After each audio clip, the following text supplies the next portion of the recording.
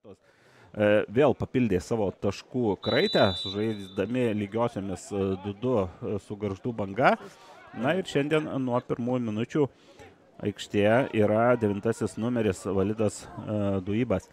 Iš ties įspūdingų smūgių įmušęs tą vienintelį įvartį. Čia dabar Artiomas Baftalovskis. Kartą laimėjo Hegelman. Čia Hegelmano ataka, smūgis ir kamuolys.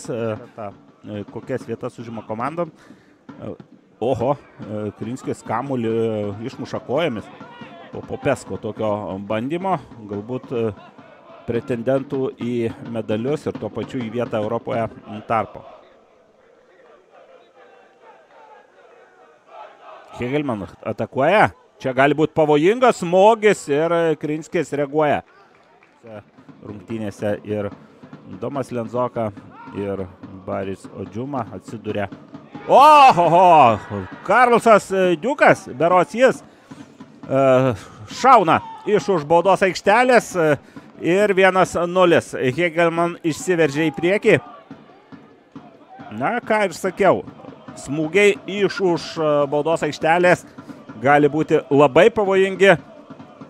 Na ir mano žodžiai buvo tik teorija, o Karlsas Diukas pademonstravo, kas yra praktika.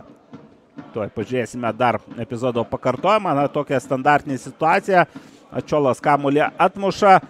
Diukas patogiai pasistabdo. Ten bandė sutrukdyti jam Artiomas Baftalovskis. Ir Dainava bėga į ataką, kuri gali būti aštri. Perdamas į baudos aikštelę. Kištelė galva Hegelman žaidėjai. Baftalovskis ir kamuolys praskrieja visai šalia. Vėlgi netikėtai užklupti varžovų vartininką. Tuo tarpu Mergenas Orazovas. Dainavos treneris irgi keitimų neatliko. Gal po šios atakos Baftalovskis. Geras perdavimas ir Oštenbrinkas. Na, iš tokios pozicijos reikia. Turbūt Oštenbrinkas supranta. Visiškai laisvas erdvės laiko buvo ir čia geras perdavimas, bet atlieka standartinę situaciją, kaip jau įprasta šiandien. Patrikas Popesko kelia kamuolį į baudos aikštelę ir skersinis.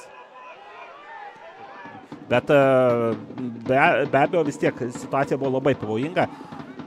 Ten perdavimas, o čia klaida ir kaip neįmušė iš pirmo karto, bet antras kartas nemeluoja ir Donatas Kazlauskas didina pranašumą 2-0. Net nesuvokiau, kaip Donatas Kazlauskas atsidūrė vienas prieš.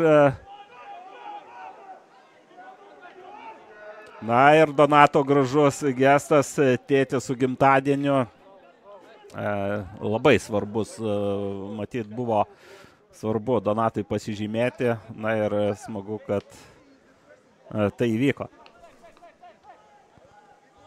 Čia klaida. Suklydo gynyboje Dainava, na ir atiduotas kamuolys. Čia atrodė sunkiai suvokiama. Dainavos žaidėjai bando bent pradžioje įmušti garbės įvartį. Vincentas Šarkauskas. Dezartas. Baftalovskis, Ževžikovas, vėl Gustas Zabita, perdavimas link antro virpsto ir labai gera ataka, kurią užbaiginėjo Manio. Perdavimas, Denis Ževžikovas pabandė iš eigos smūgiuoti, bet į kamuolį iš kovos pergalę, o čia gana toks aštrus epizodas. Perdavimas į baudos aikštelę, smūgiavo. Nepasikeis. Taip ir yra. Aidė teisėjo Mindaugo Jackaus švilpukas.